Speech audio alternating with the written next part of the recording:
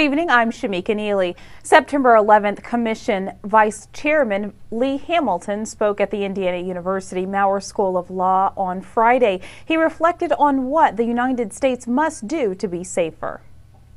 Students, faculty, and staff listened as Vice Chairman Hamilton spoke about national security. One law student says while the perspective is unique, civil liberties should be at the forefront. Why we were attacked, who attacked us, and what we could do better to prevent such attacks in the future. And I think in that role, the 9/11 Commission has pretty much laid down the definitive story of the September 11th attacks. The 9/11 Commission mandate led to 42 recommendations to improve security, some of which have yet to be implemented.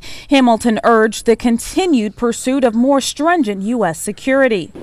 I think terrorism has become a much more complicated phenomenon, more diffuse, not a single center of power, more Americans involved in it, more radicalization of Islam. The attacks, we cannot assume we can prevent those attacks. We have to keep our guard up. We cannot be complacent. So it remains a serious but not an existential threat to the United States. Hamilton added in his counter-terrorism outline that the U.S. must protect the homeland first. The United Way of Monroe County kicks off its 2011-2012 community fundraising campaign Friday afternoon with the banquet in Memorial Stadium.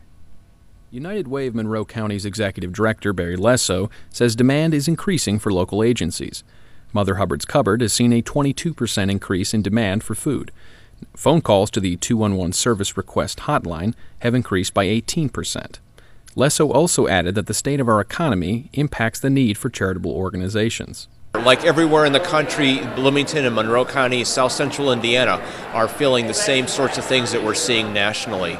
And certainly we are seeing an increase in demand. Lesso says nonprofits mostly depend on donations from individuals to meet these demands. Nonprofits are dependent in a large part on grants, in some cases on service fees, but frankly for the most part it's going to be donations. It's donations from individuals. Friday's keynote speaker, IU head basketball coach Tom Crean, says that whether in basketball or in volunteering, it's important to start with the end in mind. I think anytime we can get even more involved and remind people why they do it, I think that's important.